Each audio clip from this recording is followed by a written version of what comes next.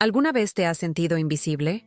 No para los demás, sino para ti misma, atrapada en la jaula dorada de una vida que, aunque segura, se siente cada vez más vacía, donde la rutina es tu única compañera y el eco de tus propios deseos se ha silenciado. Así vive Isabel. Su matrimonio con Pedro es un refugio predecible, pero su corazón anhela lo inaudito. Hasta que un día, una mirada inesperada lo cambia todo. Un encuentro casual que enciende una chispa donde creías que solo quedaban cenizas. La promesa de volver a sentirte deseada, vista, vibrante. Incluso si esa promesa viene envuelta en lo más prohibido. ¿Qué harías si la única forma de sentirte viva es arriesgarlo todo? ¿Hasta dónde llegarías para recuperar una parte de ti que creías perdida para siempre? Prepárense para una historia donde las verdades más incómodas chocan con los deseos más profundos. Un viaje al filo de la lealtad y la pasión que te hará cuestionar cada decisión. Si te atreves a explorar los límites del corazón humano con nosotros, suscríbete a este canal para ayudarnos a alcanzar nuestra meta de 5,000 suscriptores. Dale un me gusta a este video y déjanos tus comentarios. Queremos saber qué piensas. El sol de la mañana se filtraba por las persianas de la cocina, dibujando líneas perfectas sobre la encimera de mármol que yo misma me había encargado de pulir hasta el último resplandor, como cada mañana. Era mi ritual, mi pequeño acto de desafío a la imperceptible erosión del tiempo, al silencio que se había instalado en cada rincón de esta casa, en cada fibra de mi vida. 37 años. Una edad que se sentía como un precipicio, no por lo que prometía, sino por lo que ya se había llevado. 37 años y la sensación de que mi alma, alguna vez un torbellino de colores, se había teñido de un gris uniforme, el mismo gris que mis manos pulían con devoción cada día. Pedro ya se había ido. Se había ido como siempre, con el mismo ruido de la puerta al cerrarse, el mismo sonido del motor de su coche alejándose por la calle, el mismo desinterés en su voz al despedirse, un beso en la frente, distraído, mientras ya pensaba en las cifras y los informes que lo esperaban en la oficina. Pedro era un hombre bueno, un hombre predecible, la columna vertebral de mi existencia. Me proporcionaba seguridad, estabilidad, una vida cómoda, un techo impoluto, una despensa llena, un futuro sin sobresaltos, todo lo que, se supone, una mujer debería desear. Y, sin embargo, cada mañana, al verlo desaparecer por la puerta, sentía un vacío que no cabía en ninguna de las etiquetas que la sociedad había diseñado para la felicidad.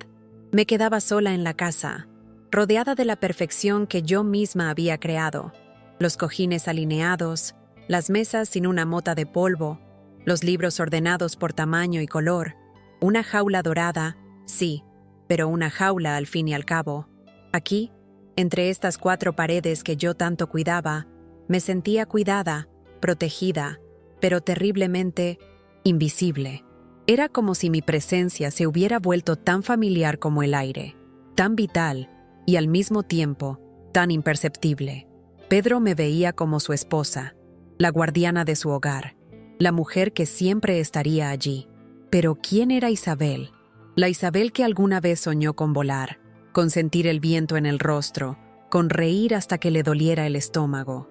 Esa Isabel se había desdibujado, se había mimetizado con el paisaje de mi propia vida, hasta el punto de que a veces me costaba reconocerla en el reflejo del espejo. Mis días eran una cadencia monótona, un vals silencioso donde los pasos ya estaban marcados.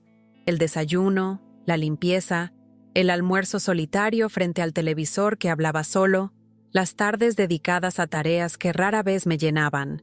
A veces, en el supermercado, veía a otras mujeres, con sus risas sueltas, sus miradas vivas, y sentía una punzada, un eco lejano de una vitalidad que yo creía haber perdido para siempre. Me había resignado a esta quietud.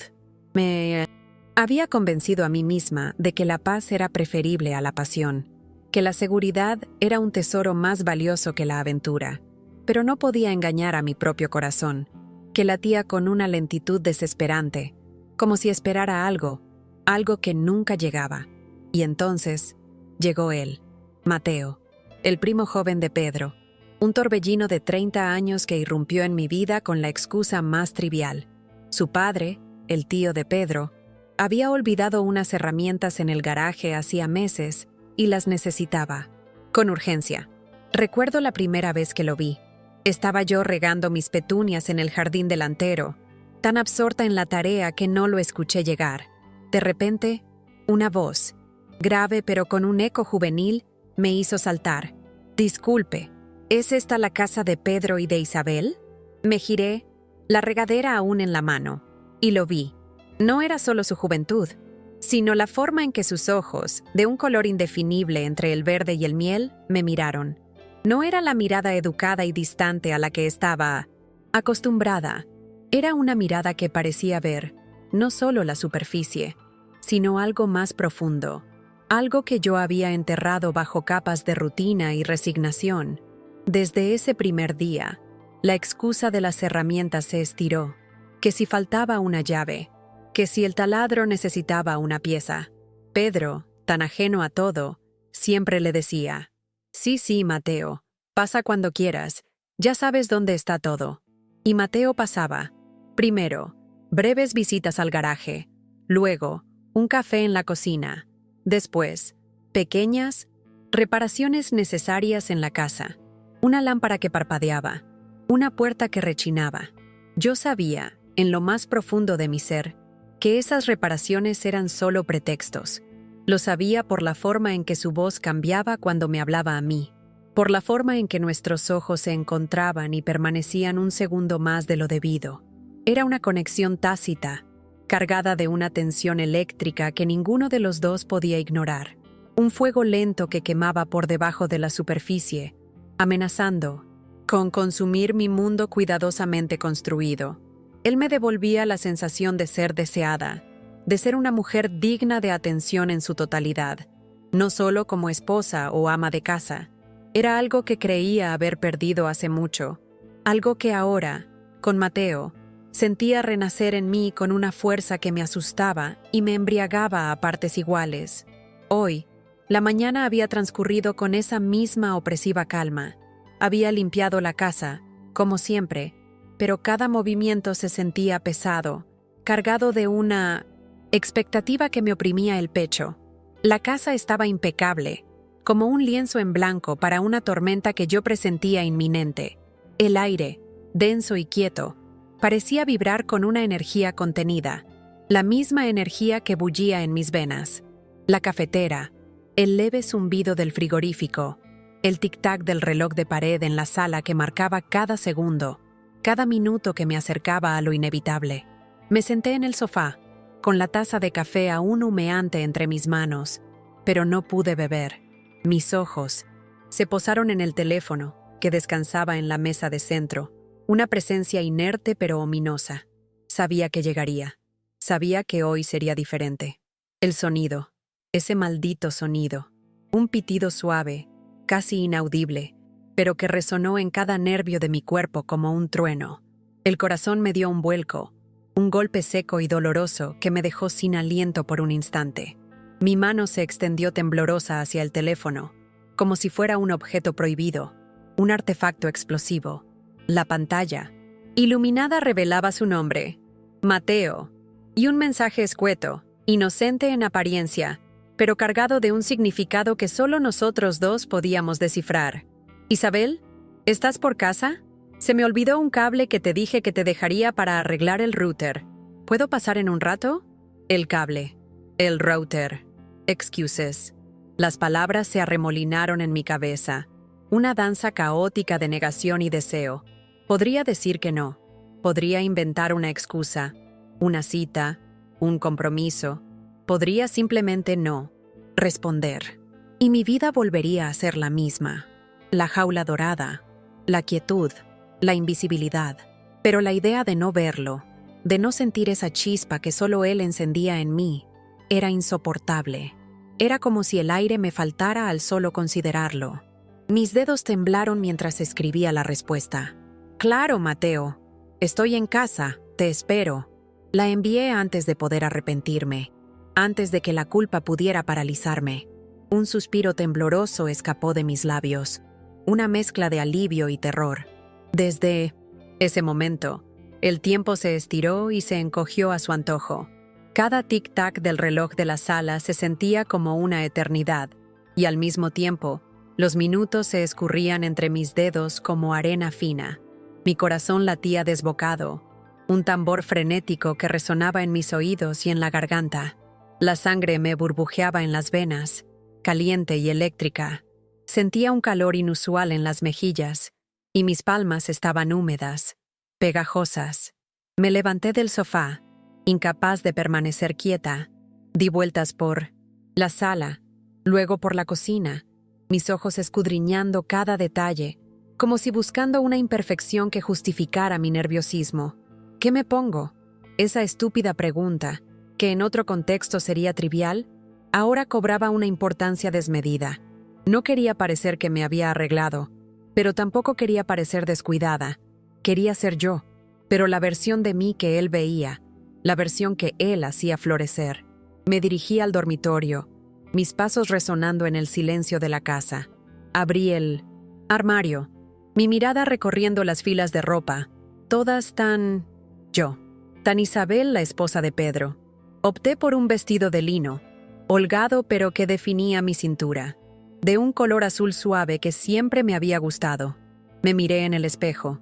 Mis ojos, generalmente apagados, hoy tenían un brillo extraño, una mezcla de anticipación y miedo. Me pasé los dedos por el pelo, alisándolo, y me puse un poco de brillo labial, casi de forma inconsciente. No era para él, me dije. Era para mí, para sentirme viva. Volví a la sala. La casa estaba en un orden impecable, una ironía cruel, todo en su lugar. Pero yo, la dueña de la casa, me sentía completamente fuera de lugar. Las ventanas estaban abiertas, dejando entrar la brisa suave y el canto de los pájaros, pero el aire dentro de mí era denso, pesado. Me senté de nuevo, esta vez en el borde del sofá, mis manos entrelazadas en mi regazo, apretando mis dedos hasta que se pusieron blancos. Cada ruido de la calle me hacía sobresaltar. Un coche que pasaba, una puerta que se cerraba a lo lejos. ¿Sería él? ¿Estaría ya llegando? Los pensamientos se agolpaban en mi mente, una avalancha incesante de ¿qué pasaría si? ¿Qué pasaría si Pedro se enterara? El solo pensamiento me revolvió el estómago. La lealtad, la comodidad, la estabilidad que Pedro representaba. Todo eso se sentía tan frágil en ese momento, como una burbuja a punto de estallar. Pero luego, la otra voz, la voz que Mateo había despertado, susurraba: ¿y qué pasa con lo que yo siento? ¿Con esta sed que no sabía que tenía hasta que él la despertó? ¿Con esta necesidad de ser vista, de ser deseada, de sentirme mujer de nuevo? Era una batalla interna, una guerra silenciosa dentro de mi propia cabeza, y yo era la única víctima de ambos bandos. Escuché el sonido. Esta vez, era el inconfundible chirrido de los frenos de su coche, ese mismo chirrido que había aprendido a reconocer, a anhelar, con cada fibra de mi ser. El sonido se detuvo justo afuera. Mi respiración se cortó. El corazón me subió a la garganta, golpeando con una fuerza que me asfixiaba. Se sentía como si el aire de la habitación se hubiera vuelto más denso, más pesado, cargado de una electricidad palpable.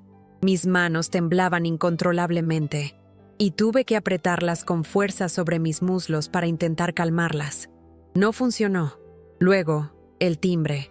2 toques cortos, distintivos. No el toque largo y formal de una visita esperada, sino un toque más íntimo, como si supiera que ya lo esperaba. Me puse de pie automáticamente, mis piernas sintiéndose extrañamente débiles, como si el suelo se moviera bajo mis pies. Caminé hacia la puerta de entrada, cada paso un acto de voluntad, cada fibra de mi cuerpo gritando una mezcla de pánico y anhelo. La manija de la puerta se sentía fría bajo mi palma, a pesar del calor que irradiaba mi cuerpo. Abrí. Allí estaba, apoyado en el marco de la puerta, con una sonrisa ladeada que no llegaba a sus ojos, pero que enviaba un escalofrío por mi espalda. Vestía una camiseta oscura que realzaba sus brazos musculosos y unos vaqueros desgastados. Su cabello castaño oscuro caía sobre su frente de forma despreocupada. Pero lo que realmente me afectó fue su mirada. Esos ojos verdes miel que me veían, me sentían, de una forma que nadie más lo había hecho en años. No había sorpresa en ellos, solo una comprensión profunda, como si supiera exactamente lo que estaba sintiendo. Llevaba en una mano lo que parecía ser un cable, enrollado, descuidadamente, el cable del router. La excusa.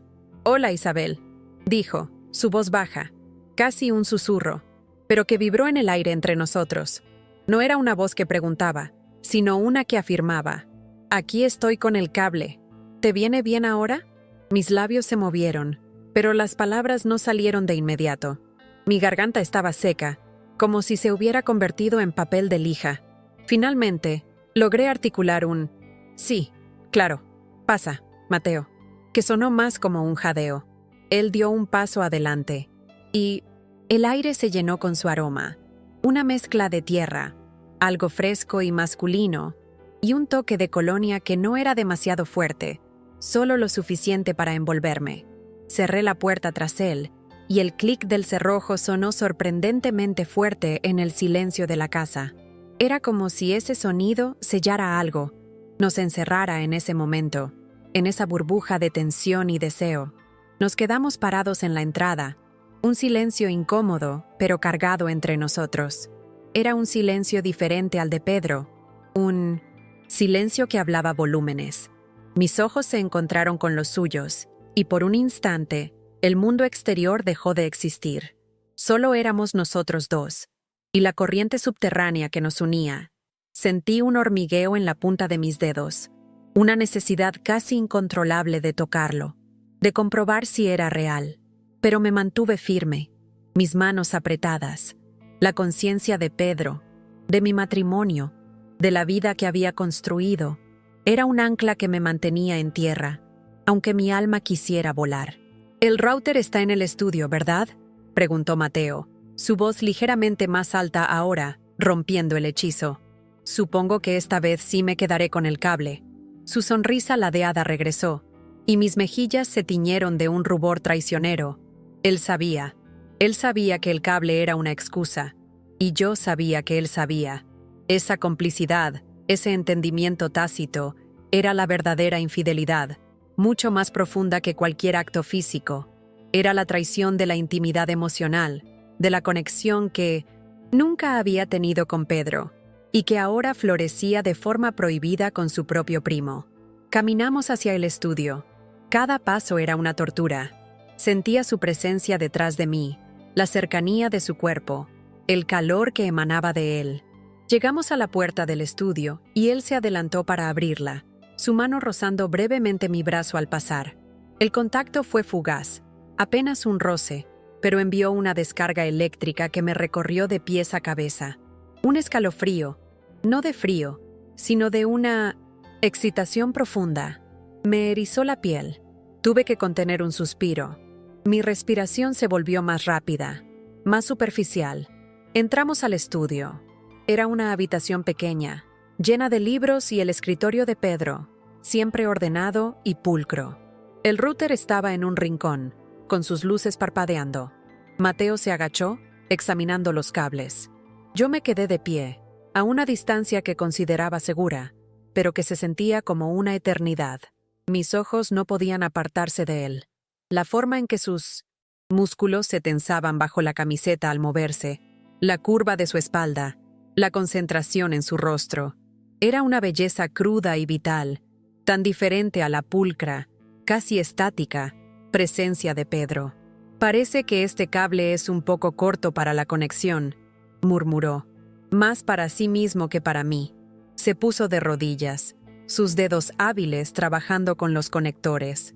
El silencio en la habitación era espeso, roto solo por el leve zumbido del router y el sonido de nuestras propias respiraciones.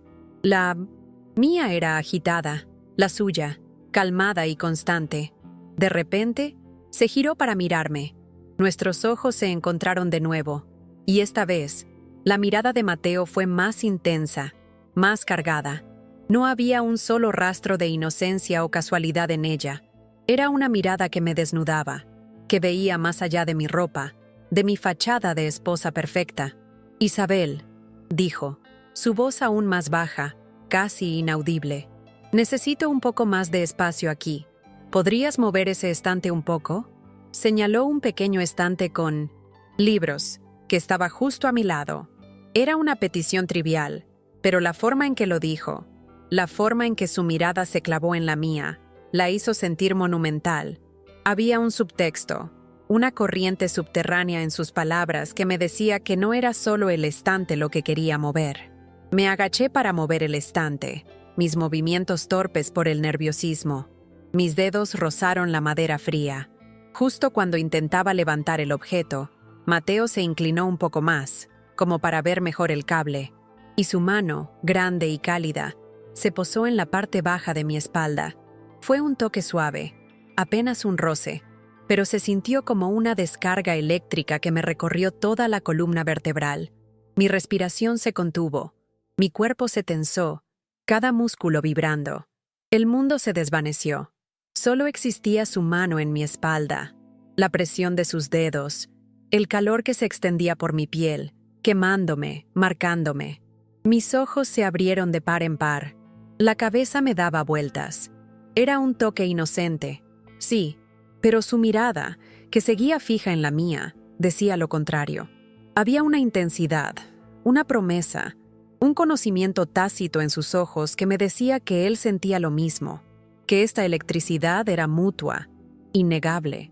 Mi corazón latía tan fuerte que pensé que se me saldría del pecho.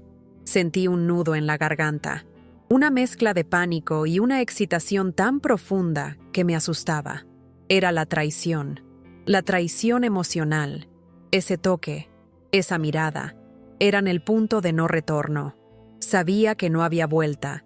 Atrás, ya no era solo un deseo latente, una fantasía. Era real.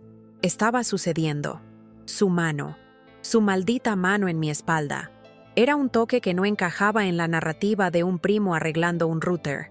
Era un toque que gritaba prohibición, que susurraba secretos, que encendía un fuego que creía extinto.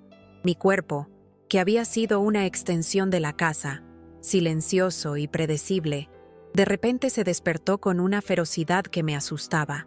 Sentí como la sangre me subía a la cara, no solo a las mejillas, sino a la frente, a las orejas, un calor ardiente que me consumía. Los pelos de mi nuca se erizaron. El tiempo se detuvo. Cada segundo se estiró en una eternidad tortuosa. Bendita. Mis ojos, fijos en los suyos, no podían apartarse. Eran un abismo de complicidad y deseo. En ellos vi mi propio reflejo, no el de la Isabel invisible, sino el de una mujer que anhelaba ser vista, ser tocada, ser sentida. El aire en la habitación se volvió denso, casi irrespirable, cargado con una tensión que era casi física. Podía oler su piel, ese aroma fresco y masculino que ahora se había grabado en mi memoria. Podía escuchar el ritmo acelerado de mi propia respiración, ahogada, superficial. Su pulgar se movió, apenas 1 milímetro, presionando ligeramente la tela de mi vestido contra mi piel. Ese pequeño movimiento fue como una chispa que prendió la mecha. Un gemido mudo escapó de mi garganta. Mi cuerpo se inclinó imperceptiblemente hacia él, como si fuera un imán, sin mi permiso. Era una respuesta primaria, visceral, que anulaba cualquier lógica, cualquier moralidad. La culpa, que había sido una constante compañera, se disolvió por un instante, ahogada por la marea de sensaciones. «Necesito que me ayudes con esto, Isabel», dijo, su voz ronca, apenas un susurro que me llegó al alma. Sus ojos bajaron de los míos a mis labios, luego regresaron. Una pregunta silenciosa, una invitación. La petición del estante se había desvanecido. No había ningún estante que mover, solo nosotros. La proximidad de nuestros cuerpos, la carga eléctrica que vibraba entre nosotros. Mi mente estaba en blanco, y al mismo tiempo, gritaba. Gritaba, no. Gritaba, Pedro. Gritaba, estás loca. Pero mi cuerpo, traicionero, gritaba, sí, sí, por favor. Los segundos se arrastraban, cada uno un universo de posibilidades. Sentí que estaba al borde de un precipicio, a punto de saltar al vacío, sin saber si encontraría la libertad o la perdición. La mano de Mateo se deslizó un poco más, subiendo, por mi espalda, sus dedos rozando mi piel a través de la tela delgada del vestido. Mi piel se erizó. El calor se intensificó, extendiéndose por todo mi cuerpo como una droga. Mis músculos se relajaron involuntariamente.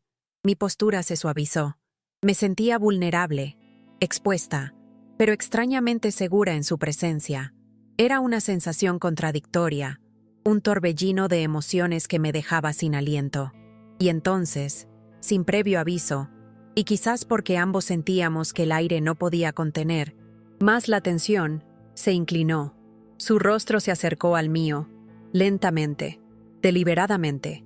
Mis ojos se cerraron instintivamente, o tal vez para prolongar el momento, para saborear la anticipación. Pude sentir su aliento cálido en mi piel, la cercanía de sus labios. Mi corazón martilleaba en mis costillas, tan fuerte que creí que Pedro, a kilómetros de distancia en su oficina, podría escucharlo. Pero no me besó. En cambio, sus labios rozaron mi mejilla, apenas un roce, y susurró contra mi oído, su voz, tan baja que apenas pude oírla por encima del latido frenético de mi corazón. No sabes lo que me haces sentir, Isabel. Esa frase, esa maldita, bendita frase, no fue un beso en los labios, no fue un acto físico de infidelidad, pero fue mucho más. Fue una confesión, una revelación que lo cambió todo. Fue el reconocimiento de mi existencia, de mi poder, de mi deseo. Fue la validación de que lo que sentía no era una locura, sino una conexión mutua, palpable. Abrió los ojos, y sus ojos estaban, ahora, llenos de una mezcla de anhelo y una tristeza profunda, una resignación. Él sabía lo que esto significaba. Yo también. Se separó de mí, lentamente, su mano deslizándose de mi espalda, dejando un rastro de calor que persistiría mucho después. El aire frío de la habitación regresó, un recordatorio brutal de la realidad. Mis piernas flaquearon, y tuve que agarrarme al estante para no caer. Él me miró una última vez, esa mirada que lo decía todo sin decir nada, y luego se giró para terminar, con el falso pretexto del router. Sus movimientos eran ahora más rápidos, más bruscos. La tensión, aunque diferente, seguía allí, una capa sutil de lo que acababa de pasar. Mis ojos lo siguieron mientras conectaba el cable, sus manos ahora eficientes y sin temblor. Era como si el momento íntimo hubiera sido una ilusión, una burbuja que ya había estallado, dejándome de nuevo en la dura realidad. Pero la marca de su toque, el eco de sus palabras, resonaba en cada célula de mi cuerpo. El punto de no retorno. Sí, había cruzado el umbral, no con un beso apasionado, sino con un susurro, con una mirada, con un toque que había revelado la profunda traición emocional que se había gestado en mi corazón. La Isabel invisible, la Isabel resignada, había muerto. Y una nueva Isabel, una Isabel deseante, una Isabel culpable, pero viva, había nacido de sus cenizas. El sonido de la puerta cerrándose, no el cierre distraído de Pedro, sino un cierre más definitivo, más final. El eco de sus pasos se desvaneció en la distancia, y luego, el inconfundible sonido de su coche arrancando y alejándose por la calle. Y entonces, el silencio. Un silencio atronador, pesado, que se cernió sobre la casa como una manta asfixiante. Me quedé de pie en el estudio, inmóvil, el cuerpo aún vibrando con la electricidad de su toque, el eco de sus palabras resonando en mi oído, en mi alma. No sabes lo que me haces sentir, Isabel. Mis piernas cedieron, y me dejé caer en la silla del escritorio de Pedro. No era la silla de mi esposo, era la silla de un extraño, de un hombre que vivía en un mundo paralelo al mío, ajeno a la tormenta que acababa de desatarse dentro de estas paredes, dentro de mí. Mis manos, que ya no temblaban, se posaron sobre mis muslos, y pude sentir el calor que aún emanaba de ellos, el rastro de la mano de Mateo. Era como si su marca se hubiera quedado grabada en mi piel, un tatuaje invisible pero imborrable. La conciencia de lo que había sucedido, de lo que realmente había sucedido, comenzó a invadirme, lenta pero inexorablemente. No había habido un beso, no hubo caricias explícitas, no hubo un acto físico de adulterio, pero lo que había pasado era mucho, mucho peor. Era la traición de la confianza, la traición de los años, la traición del alma. Había anhelado su toque, había deseado sus palabras, había respondido a su cercanía con cada fibra de mi ser, y él lo había sabido. Había visto a través de mis defensas, había despertado lo que creía muerto, y ahora no había vuelta atrás. No podía desentender lo que había sentido, no podía desaprender la forma en que su mirada me había consumido. Una oleada de culpa, fría y pesada, me invadió, comenzando en el estómago y subiendo por mi garganta, secándola de nuevo.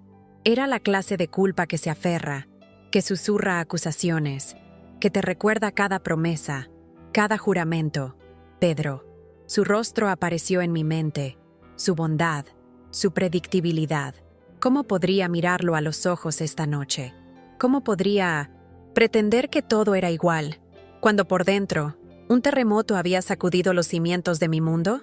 Sentí una punzada de remordimiento tan aguda que me encogió el pecho, no por el acto en sí, sino por el daño que sabía que estaba causando. El daño a una vida que, aunque asfixiante, había sido segura. Pero junto a la culpa, extrañamente, había otra emoción, una que me asustaba aún más en su intensidad, la sensación de estar viva. Era como si un velo se hubiera levantado de mis ojos, o como si hubiera estado conteniendo la respiración durante años y por fin hubiera tomado una bocanada de aire fresco, puro y embriagador.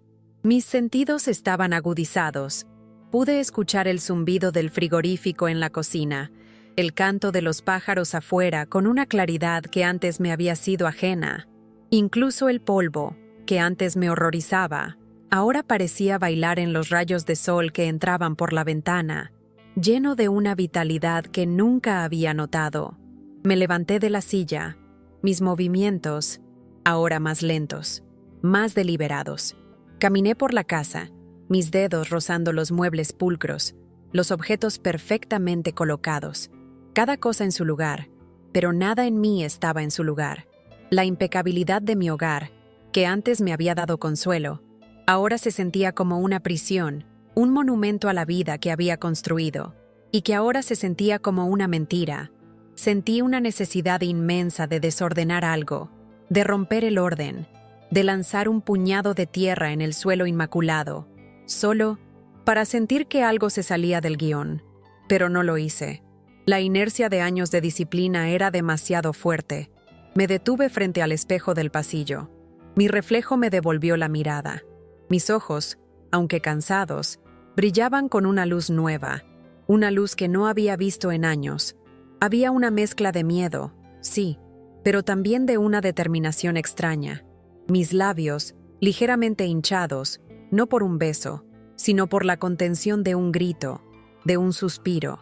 Me pasé la mano por el pelo y sentí que no era la misma mujer que se había peinado esa mañana. La tarde se deslizó en una niebla de pensamientos y sensaciones. Intenté retomar mis tareas, regar las plantas, planchar la ropa de Pedro, pero mis manos se movían mecánicamente, mientras mi mente seguía orbitando alrededor de Mateo.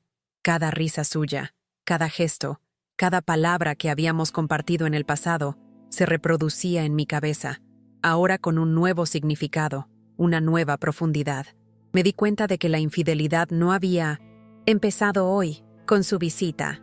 Había comenzado mucho antes, en cada mirada prolongada, en cada silencio compartido, en cada vez que sentía que él me veía, mientras Pedro no lo hacía. Cuando escuché el coche de Pedro llegar, un escalofrío me recorrió. El sonido familiar del motor, el clic de la puerta del garaje. Mi estómago se revolvió. ¿Cómo lo iba a mirar? ¿Podría él ver en mis ojos la traición que sentía en mi alma? Me obligué a respirar profundamente, a calmar el ritmo de mi corazón. Me dirigí a la cocina, donde ya había preparado la cena, la rutina, mi escudo. Pedro entró, el maletín en la mano, su corbata aflojada. «Hola, Isabel», dijo, su voz cansada, la misma de siempre. Se acercó y me dio un beso en la frente, tan distraído como siempre. «El día fue largo». «Sí, me imagino», respondí, mi voz sonando extrañamente normal, incluso para mí. Me moví para servirle la cena, mis manos por primera vez en el día, sintiéndose competentes, escondiendo el caos que bullía dentro. Él se sentó a la mesa, encendió la televisión en las noticias y comenzó a comer. Sus preguntas sobre mi día fueron superficiales, sus respuestas a las mías, monosilábicas. Estaba allí, presente en cuerpo, pero ausente en espíritu, como siempre. Y mientras lo observaba, una certeza fría y dolorosa se instaló en mi corazón. Esta vida, esta quietud, esta seguridad ya no eran suficientes. No podía volver a la invisibilidad. No podía pretender que el velo no se había levantado, que la vitalidad no había despertado en mí. La infidelidad, esa traición del alma, me había liberado y al mismo tiempo me había atrapado en un nuevo tipo de jaula, una jaula de culpa y deseo. La cena terminó en silencio. El sonido del tenedor de Pedro golpeando el plato, el murmullo de la televisión. Él se levantó, me dio otro beso en la frente y se fue a la cama. Yo me quedé en la cocina, recogiendo los platos, el agua caliente quemando mis manos, una sensación que me anclaba a la realidad. La noche se cernió sobre la casa, espesa y profunda. Me fui a la cama, me acosté junto a Pedro, su respiración regular a mi lado, un ritmo constante que se había vuelto tan familiar.